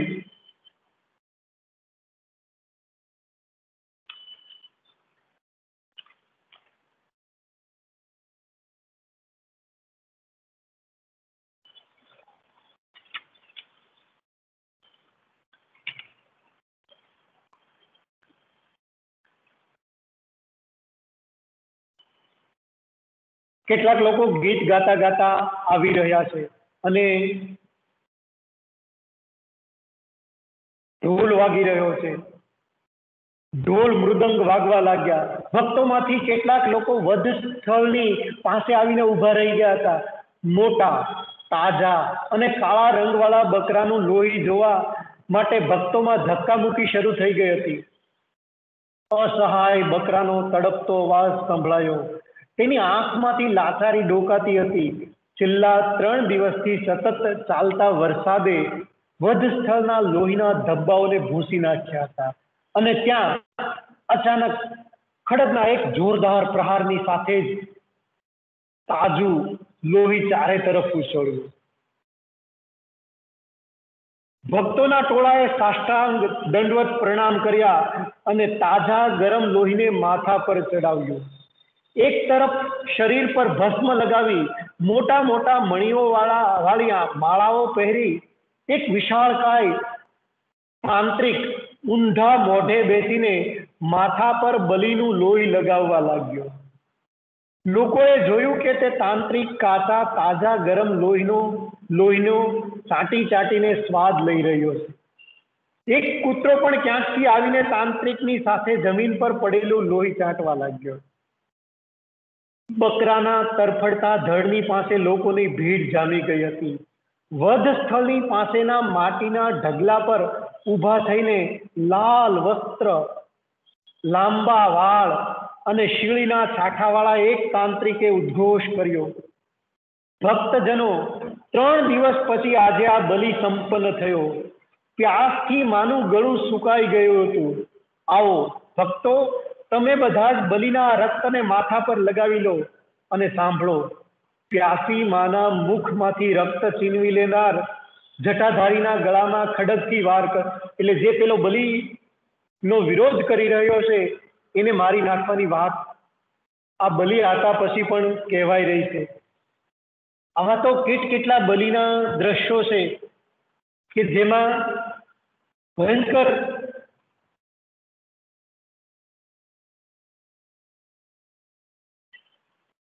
એક પેલા ઘોડાઓ વાળું દ્રશ્ય, ઢોલનો અવાજ તેજ થવા લાગ્યો.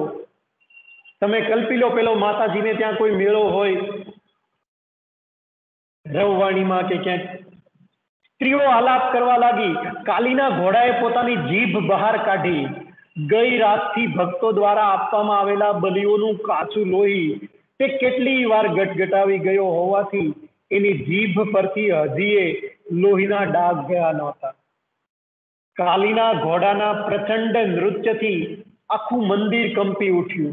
આ ઉત્તેજનાથી સ્ત્રીઓના ગીતોએ પણ શીશોનું રૂપ ધારણ કરી લીધું. આવા બલિઓના અનેક વર્ણનો છે અને એ બલિ અટકાવવા માટે પેલો જટાધારી પ્રયાસો કરી રહ્યો છે. કોઈ કે આ કામ કરવું જ રહ્યું એમ માનીને પેલો જટાધારી એ આ બધું કરી રહ્યો છે અને એને સાથ આપે છે પેલી સ્ત્રી. જટાધારી કોઈ આપણને લાગે એવો સામાન્ય, એના પણ કેટલાક પરચાઓના રૂપ છે કે જેમાં એ જુદા જુદા એના વિશે કેટલી લોકવાયકાઓ છે. જટાધારી બાબતે અનેક દંતકથાઓ પ્રચલિત હતી.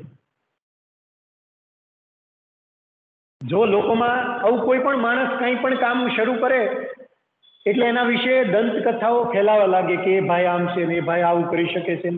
એવું જટાધારી વિશે પણ હતું. એના દર્શને આવેલ ભક્તોમાંથી એક ભક્ત બોલી ઉઠ્યો, કેટલાક દિવસ પહેલા ફાંસીની સજાથી મૃત્યુ પામેલ એક કેદીની લાશ એના ઘરવાળા બ્રહ્મપુત્રની રેતમાં ફેંકી આવ્યા હતા. જટાધારીએ લાશ પર બેસીને 2 રાત સુધી સાધના કરતો રહ્યો. જો જટાધારી વિશે કેવી લોકોની વાતો ફરી રહી છે. જટાધારીએ લાશ પર બેસીને 2 રાત સુધી સાધના કરતો રહ્યો. મેં મારી આંખોથી આ દ્રશ્ય જોયું છે. તો કોઈ વળી બીજો ભક્ત એવું કહે છે કે જટાધારીએ તો કોઈ હાથીને મારી અને હાથીના શરીરના દરેક આંતરડાઓ કાઢી નાખ્યા, અંદરથી બધું માંસ કાઢી અને હાથીના શરીરની અંદર બેસી અને એ પૂજા કરે છે. તો કોઈ એવું પણ કહે છે જટાધારી પાણીની અંદર પણ બેસીને સાધના કરી શકે, આ એની શક્તિ પણ છે. આ સર્જકે પણ આલેખી છે કે કેટલીક વાર જટાધારી બ્રહ્મપુત્ર નદીની અંદર પ્રવેશી કરી ગયો હોય અને સાધના કરતો હોય ને એની જટા જે ફેલાયેલી હોય એમાં નાગ બેઠેલો હોય, એટલે ક્યાંક જટાધારીને પેલા શિવજીના સ્વરૂપ તરીકે પણ, એટલે જ પેલો છિન્ના મસ્તાનું જટાધારી અથવા તો છિન્ના મસ્તાનો માણસ, મનહૂટો, એનો માણસ એટલે એનો ઘરવાળો એવો પણ એક અર્થ થાય. એટલે એક અર્થમાં શિવજી પણ થાય કે જેને પેલા છિન્ના મસ્તા માતાને લોહી પીતી, રાક્ષસોનું લોહી પૂરું થયું એટલે જે જનજીવનનું લોહી પીતી અટકાવી હતી એ જટાધારી એક સંન્યાસી, એ શિવજી જાણે એક સંન્યાસીનું રૂપ લઈ અને કામાખ્યામાં આવે છે અને બલિ પ્રથા અટકાવે છે. એ જટાધારીના પણ આવી તો કેટલી, કે જટાધારી વિશે એવું પણ કહેવાય છે કે સ્ત્રીઓ પોતાના પ્રશ્નો લઈને આવે ત્યારે એની એક ગુફા છે જટાધારીની કે જેમાં કોઈ જઈ નથી શકતું એની પરમિશન વગર, કોઈ જવાની હિંમત પણ નથી. કામાખ્યા મંદિરે પાર વગરના તાંત્રિકો સાધના કરવા આવે છે.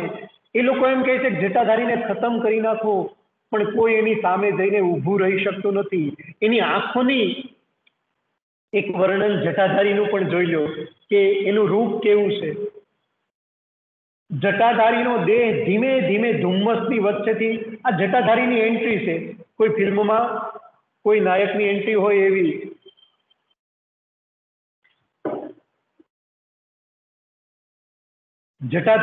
પેલું બ્રહ્મપુત્રા નદી છે, આસામનું આખું વાતાવરણ એવું છે જ્યાં વરસાદ ખૂબ બધો પડે છે અને બ્રહ્મપુત્રા નદીના વર્ણનો પણ ખૂબ બધા મજા આવે એવા છે જોવા જેવા, કે એક સાગર જેવી એ નદી છે.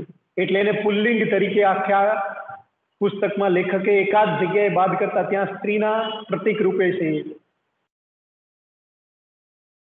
દેહ ધીમે ધીમે ધુમ્મસની વચ્ચેથી પ્રગટ થવા લાગ્યો, જેમ કોઈ જળાશયમાં ભૂખંડ સ્પષ્ટ થતો હોય, એ પણ લીલા પાણી, ઘાસ અને વેલીઓથી ભરપૂર ભૂખંડ. જમીનમાંથી ખોદીને કાઢેલા મૃત વ્યક્તિના હાડકા જેવો એના શરીરનો રંગ હતો.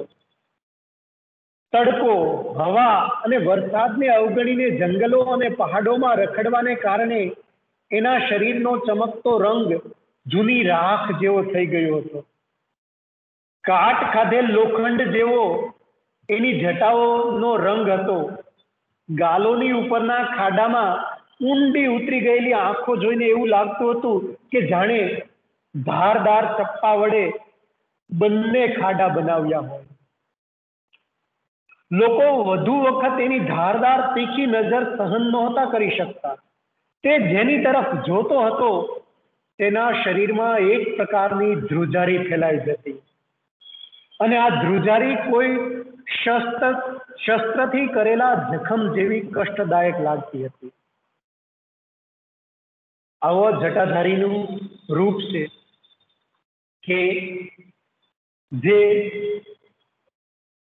કેટલીક જગ્યાએ પાછળથી ઉલ્લેખ એવો પણ આવે છે કે જટાધારી એ કોઈ ઇતિહાસનો વિદ્યાર્થી હતો અને એણે ઇતિહાસમાં શિક્ષણ મેળવ્યા બાદ કોઈ સાધુઓ પાસે દીક્ષા લીધી અને એ સાધુઓ એને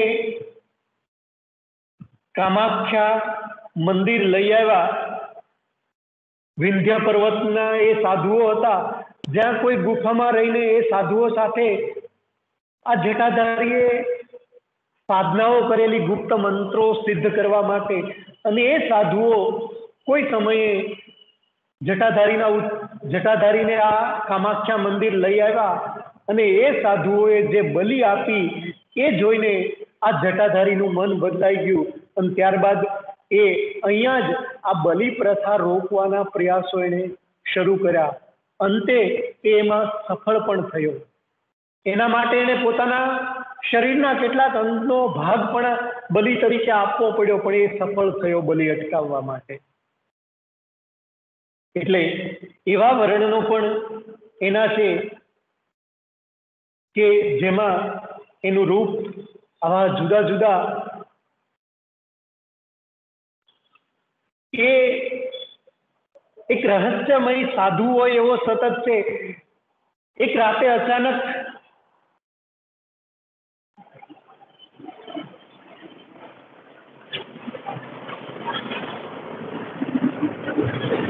ડરથી બ્રાઉન એને મળવા પહોંચે છે.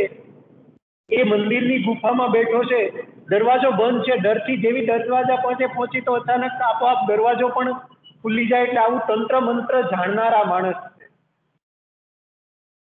અને સતત એ જોર જોરથી બોલા કરે છે, માં માં, હવે તું રક્ત વસ્ત્રનો ત્યાગ કર અને ફૂલોના વસ્ત્રો ધારણ કર.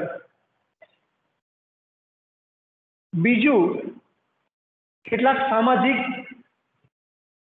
જીવન ધોરણો પણ આમાં છે. આ ઇતિહાસના આધારે છે, એટલે બધી વાત હું જેટલી પહોંચે એટલી વધારે પહોંચાડવા ઈચ્છું છું. કે સામાજિક એક વાત તો કરી પેલા લગ્નવાળી, પણ મોટા ભાગે આ કામાખ્યા મંદિરની આસપાસ રહેતા આવા પૂજારીઓ અને ત્યાંની સ્ત્રીની હાલતો કેવી છે, તો કે મોટા ભાગે એ સ્ત્રીઓને ભાગે જે યજમાનો બલિ દેવા આવે એ યજમાનોનું ખાવાનું સતત રાંધીને એ સ્ત્રીઓના હાથ આખા દાજી ગયા છે. એ વખતે પેલા લાકડા સતત નાખી અને એ સ્ત્રીઓના હાથ દાજી ગયેલા, કાળા પડી ગયેલા છે. એ સ્ત્રીઓ કોઈ પણ પ્રકારનો વિરોધ કે કોઈ પુરુષોની સામે બોલી શકતી નથી કે કોઈ પણ પોતાની વાત બહાર કરી શકતી નથી. એ સ્ત્રીઓ આ અંગ્રેજ સ્ત્રીને પણ મળી શકતી નથી. એ પણ એની એક મુશ્કેલીઓ છે. આવી પારાવાર પીડાઓ વેઠતી એ સ્ત્રીઓની વેદનાને પણ લેખિકાએ બરાબર ઉપસાવી છે. એ પેલી ડર્ટી બ્રાઉન સાથે કેટલીક સ્ત્રીઓ મળવા પહોંચી ગઈ અને એનો સંવાદ એ બતાવશે તમને. બે સ્ત્રીઓ કોઈ કારણસર ત્યાંથી નીકળી હશે અને પેલી અંગ્રેજ સ્ત્રીને જોવાની એની કુતૂહલ વશે ત્યાં ગઈ અને ડર્ટી એને જોઈ અને એની સાથે ડર્ટી બ્રાઉને વાત કરી. જો પેલી ડર્ટી બ્રાઉને વાત કરી એટલે એ ત્યાં ઘણું બધું આસામી ભાષા શીખી ગઈ છે. આપણને એમ થાય કોઈ અંગ્રેજને આવી ભાષા આવડતી હશે? હા, આજે એનું ઉદાહરણ છે કે એક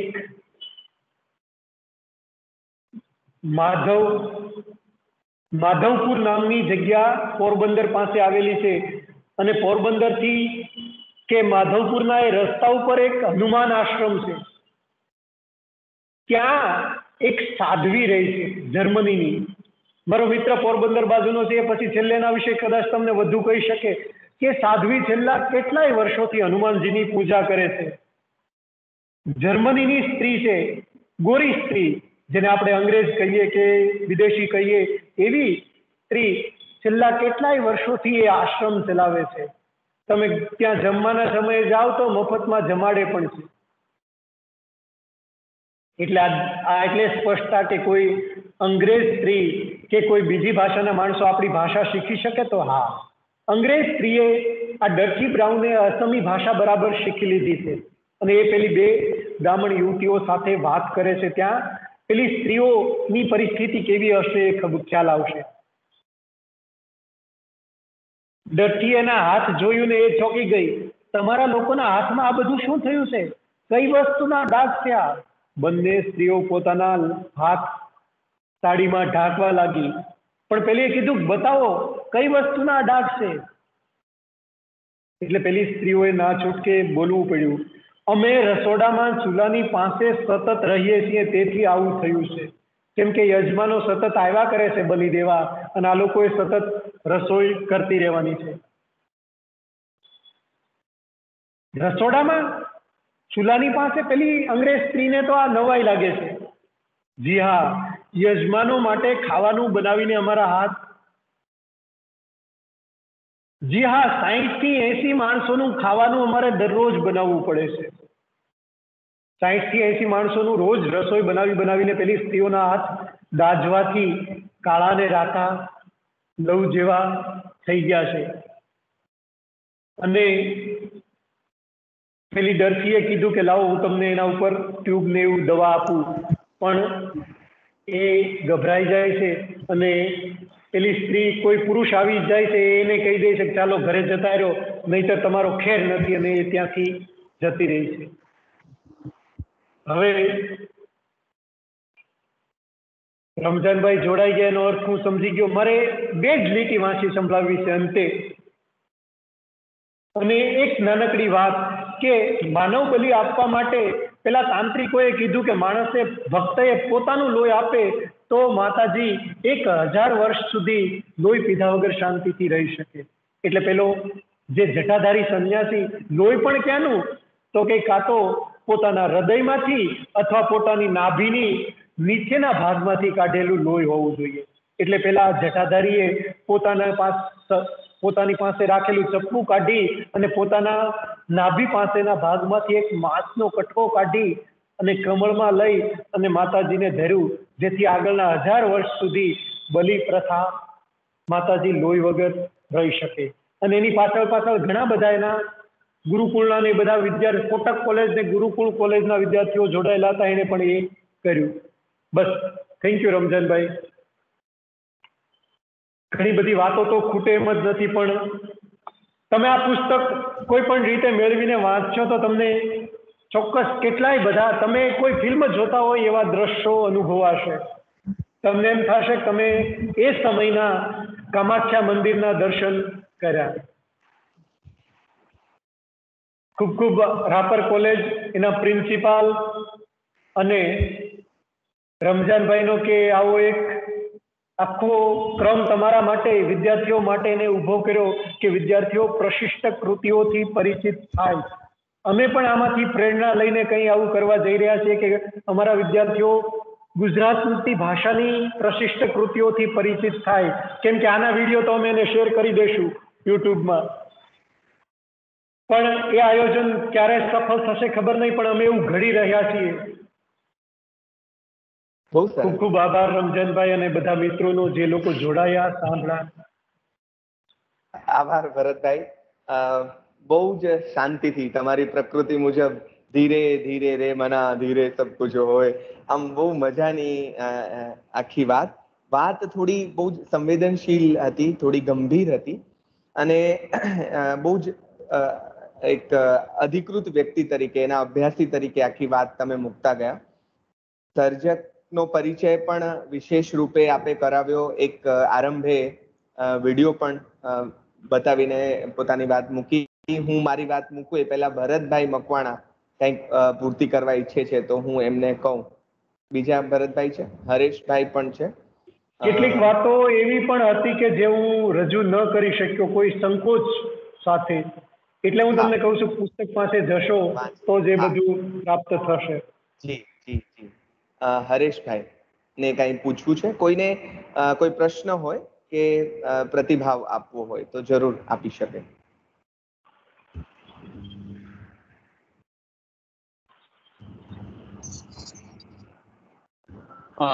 બહુ સંક્ષિપ્તમાં અને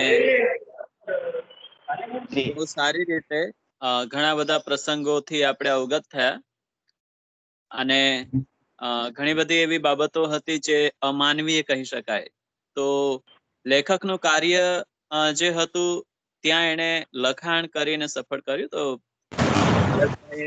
એક રીતે એનું આસ્વાદન કરી અને લેખકની જે ઉદ્દેશ્ય છે એ સફળ કર્યો, અને બહુ સારું આ સેશન રહ્યું. એ બદલ તમારી ટીમ અને ભરતભાઈને પણ ખૂબ ખૂબ અભિનંદન. આભાર સાહેબ, આભાર.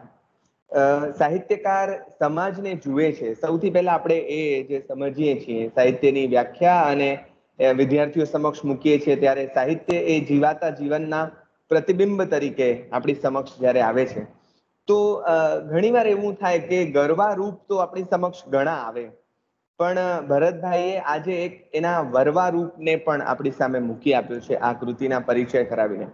તો તો જુઓ, જીવનનું ગરવું પાસું અને વરવું પાસું આપણા જ સમાજનો, આપણી જ વચ્ચે આજે કુદરતી શક્તિ પૂજાનો આરંભ એટલે કે નવરાત્રીનો આરંભ થઈ રહ્યો છે, ત્યારે આપણી જ સંસ્કૃતિમાં આવી પરંપરાઓ હોય અને એ પરંપરાઓમાં તમે જુઓ પેરેલલ એવું નથી કે એ સમયે એ બધા જ એના પ્રવાહમાં વહ્યા છે. મને એ બહુ જ આનંદ લાગ્યું કે સમાંતરે બે પ્રકારના લોકો દરેક સમયે રહ્યા છે. કેટલા સંવેદનશીલ લોકો પણ છે, આ વિધિબાલા કે રત્નધર જેવા લોકો પણ છે, એમની જે બધી કથા વચ્ચે આવી આડકથા તરીકે પણ અથવા પૂરક કથા તરીકે પણ. તો સમાંતરે આ બંને પ્રકારના લોકો રહ્યા છે. અને આ બંનેના જે ગરવા અને વરવા બંને રૂપની વાત ભાઈએ જે કરી છે, ચોક્કસ ઐતિહાસિક સંદર્ભોને ટાંકીને થોડીક જોખમી વાતો ભાઈ ભરતભાઈ લઈને આવેલા. એટલે આપણે આપણા સંવેદના તંત્રને આપણે સામાન્ય રીતે શૃંગાર અને એ બધી પ્રકારની કૃતિઓ માટે ટેવાયેલા છીએ. બીભત્સ રસમાં લઈ જાય એવી કૃતિ તરફ આપણું લક્ષ્ય સામાન્ય રીતે જતું પણ નથી, અને કદાચ આપણે એને વાંચવાનું ટાળતા પણ હોઈએ છીએ. પણ આ ચિત્ર એ કોઈ કલ્પનાનું ચિત્ર નથી, પણ આપણા જ સમાજનું વરવું ચિત્ર છે. અને હરેશભાઈ સાહેબે બહુ સરસ કહ્યું કે આ સામે મૂકીને સાહિત્યકાર આપણને એમાંથી બહાર લાવવા માટે પ્રેરે છે, એમાંથી બહાર નીકળવા માટે પ્રેરે છે. તો આ બધી કૃતિઓના આસ્વાદનમાં આ પ્રકારની એક વિશિષ્ટ કૃતિ આવે એ પણ અનિવાર્ય હોય છે. તો હજી કોઈ મિત્ર પોતાની વાત કહેવા ઈચ્છે તો આપણને ગમશે, પ્રશ્ન કે પ્રતિભાવ રૂપે.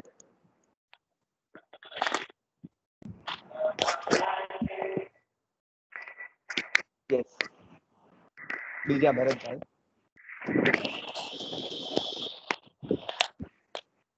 હા,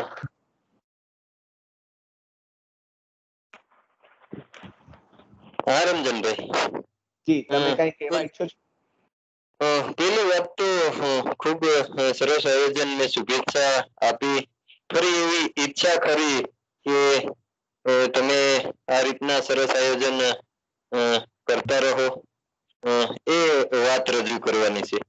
બીજી એક વાત મારે કરવાની નથી, પણ મારા ભાઈબંધ ભરતે કીધું કે મોચાની વાત કરશે કે ત્યાં જે ફ્રેન્ચ સાધ્વી કે વિદેશી લોકો કઈ રીતે ભાષાનું જ્ઞાન મેળવે છે અથવા ભાષા વિશે પરિચય, તો એ સહજ ગુજરાતી બોલે છે. સહજ ગુજરાતી બોલે છે. મોચા હનુમાન એવું એ સ્થળનું નામ છે. અને પોરબંદર વેરાવળ હાઈવે ઉપર બિલકુલ રોડ ઉપર જ તમારો કાંઈ પણ વધુ સમય ન બગડે એ રીતે મુલાકાત થઈ શકે છે. તો જે શ્રોતાઓ સાંભળે છે એને ક્યારેય એ રસ્તે ચાલવાનું થાય, જવાનું થાય અને પોરબંદર સુધી આવે તો પણ ત્યાંથી 25-30 કિલોમીટરના અંતરે જ છે, તો જઈ શકે છે. ત્યાં પણ સરસ મજાનું આયોજન છે. વ્યસન મુક્તિ, સ્ત્રી સશક્તિકરણ એવા વિષયો ઉપર ત્યાં એ સાધ્વી દ્વારા કામ થઈ રહ્યું છે. વિશેષ કંઈ કહેવું નથી. સરસ આયોજન. આભાર. આભાર ભરતભાઈ, તમે આ એક વાત તમારા મિત્રની પૂર્તિ કરી અને આપણને એક સરસ જગ્યા પર જવાનું આહ્વાન કર્યું. આપે જે અપેક્ષા સેવી છે, અમારા મનમાં ઘણા સપનાઓ છે આ શ્રેણીને લઈને, અને આપણે આજે 14મા મણકા સુધી તો હસતા રમતા પહોંચી ગયા છીએ. 3 દિવસના વિરામ પછી આનો 15મો મણકો બુધવારે આપણે ફરી પાછા આગળ જઈએ છીએ. 21 તારીખથી 31 તારીખ સુધીના તો આપણા બુકિંગ છે, કઈ અત્યારની ભાષામાં રિઝર્વેશન થઈ ગયા છે બધા મિત્રો. અને એમાં મહેન્દ્રસિંહ પરમાર સાહેબ જેવા એક આપણા માથે ઘણા બધાના ગુરુજન એ પણ મેના ગુર્જરી જેવી કૃતિ વિશે આવતા રવિવારે વાત કરવાના છે. આવતા બુધવારે નિયતિબેન અંતાણી છે એ આપણી સમક્ષ પૂર્વાલાપ અને એના ખંડ કાવ્યોની વાત વિશેષ કરીને લઈને આવવાના છે. પિંજર જેવી અમૃતા પ્રીતમની પંજાબી નવલકથાની વાત થવાની છે. પોલિયેના જેવી એક સકારાત્મક કૃતિની વાત પણ આગળની શ્રેણીમાં થવાની છે. સિંધી આપણા કવયત્રી અને પ્રાધ્યાપિકા એવા વિમી સદારંગાણી, તોલાણી આર્ટ્સ એન્ડ સાયન્સના એક સિનિયર પ્રોફેસર, એ પણ આપણી સમક્ષ એક મજાની કૃતિ લઈને આવશે. આટલા હજી તો હું ઘણા નામ નથી બોલ્યો, તો આ બધા તો આપણા અત્યારે રેડી છે આપણી સમક્ષ વાત મૂકવા માટે, અને હજુ ઘણા મિત્રો પોતાની વાત લઈને આપણી સાથે જોડાવાના છે. તમે બધા મિત્રો અહીં જે જોડાયા છે એમાં તમારી સાથે ડીકેવી કોલેજના અમારા જૂના મિત્ર ડોક્ટર ચાંદનીબેન ગોસ્વામી પણ છે, જે આપની કોલેજમાં જ આઈ થિંક છે, અને અમે લોકોએ સાથે 7 વર્ષ કામ પણ કર્યું છે. બહુ મજાના પ્રાધ્યાપક બેન છે, વિદ્યાર્થી પ્રિય, એમની અભિવ્યક્તિ પણ એટલી સરસ અને અભ્યાસ પણ એટલો સરસ છે.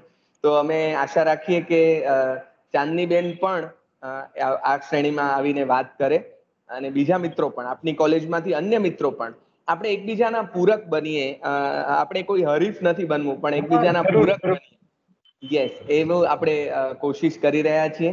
અને આ શ્રેણીમાં આપ સૌનો આ રીતે જે સહયોગ મળી રહ્યો છે મુખ્યત્વે તો એ વાત અમારા માટે વધારે અગત્યની છે. જે શ્રોતા મિત્રોનો સહયોગ મળે છે, વિદ્યાર્થીઓનો, આ રીતે અધ્યાપકો સામે ઉમળકાથી અમારી સાથે જોડાતા જાય છે. અને તમે જુઓ કે આવી કૃતિઓમાં કેવા કેવા સમાજના આપણા રૂપ આપણી સમક્ષ છતાં થાય છે કે જે પ્રદેશ અને એના સમાજથી કદાચ આપણે આ કૃતિ વાંચી ન હોય તો અવગત ન પણ થઈએ. આપણે સામાન્ય રીતે આસામ ફરી આવીએ છીએ, અથવા તો એની સરસ જગ્યાઓ, રમણીય સ્થળોને માણી આવીએ છીએ, પણ આ બધી જે એની સાથે જોડાયેલા એના સત્યો અને તથ્યો છે, એનાથી તો આપણને આવી કૃતિઓ અવગત કરાવે છે. કે કજોડાની વાત આપણે ત્યાં આવતી હોય તો એવા કજોડા ત્યાં પણ કેવી રીતે સર્જાય છે, સામાજિક રીત રિવાજો કેવી રીતે કોઈ વ્યક્તિનો ભોગ બને છે, અને એની વચ્ચે પણ કેવા લોકો નીકળે છે કે જે લોકો આ રૂઢિઓને, પરંપરાઓને તોડીને કંઈક સકારાત્મક કરી લે છે. તો આ બધા સંદર્ભોને જોડીને જે રીતે ભરતભાઈએ બહુ નિરાંત જીવે આપણી સમક્ષ વાત કરી છે, એટલે ભરતભાઈનો વિશેષ આભાર છે. અને ભવિષ્યમાં હજી તમારામાં ઘણું લોહી છે, આજે લોહીનો સંદર્ભ છે તો અમે પીવાના છીએ, જુદી રીતે પીવાના છે. કોઈને આઈ થિંક કોઈકે હાથ ઊંચો કર્યો છે, એમણે વાત કરવી છે, જરૂર પોતાનો મેં જ હાથ ઊંચો કર્યો છે. પેલા કોઈ બેને મને કીધું હતું કે પાછળથી આ જે બધા એક કલા હું તમને બતાવું, એ આપણે છેલ્લે ભરતભાઈ રેકોર્ડિંગ એટલે સ્ટોપ છેલ્લે કરીને મને પછી બતાવો. એ સમય ફાળવજો તમે. હા હા, બીજા કોઈને પ્રશ્ન હોય તો આપણે પછી એ લઈ લઈએ, પછી છેલ્લે આપણે કરીએ, જરૂર કરીએ. હા, બીજા કોઈને જો કઈ વાત મૂકવી હોય તો જરૂર મૂકી શકે. હવે મેં કહ્યું તેમ આપણે 3 દિવસના વિરામ પછી બુધવારે પાછા મળીશું, 21 તારીખથી 31 તારીખ સુધી સળંગ, અને એના પછી પણ સળંગ આપણી આ શ્રેણી ચાલશે. 3 દિવસની તમને રજા જાહેર કરવામાં આવે છે, એટલે આનંદો કરીને તમે બધા માણજો. આપણે 3 દિવસ પછી મળીએ છીએ. એક મજાના અધ્યાપક ડોક્ટર નિયતિબેન અંતાણી, બહુ જ અભ્યાસી છે, કાંત વિશે એમણે ખૂબ સરસ કામ કર્યું છે, અને એમની પાસેથી કાંતના ખંડ કાવ્યો, અતિજ્ઞાન અને બાકીના વસંત વિજય અને બાકી બીજા ખંડ કાવ્યોના સંદર્ભમાં આપણે એમની વાત માણીશું. આજે આપની શ્રેણીને અહીં સંકેલતા ખૂબ આનંદ અને આભાર સાથે સંકેલીએ છીએ. ભરતભાઈ, આપનો અને જે મિત્રોએ પૂર્તિ કરી છે એ સૌનો વિશેષ આભાર, આનંદ, આભાર.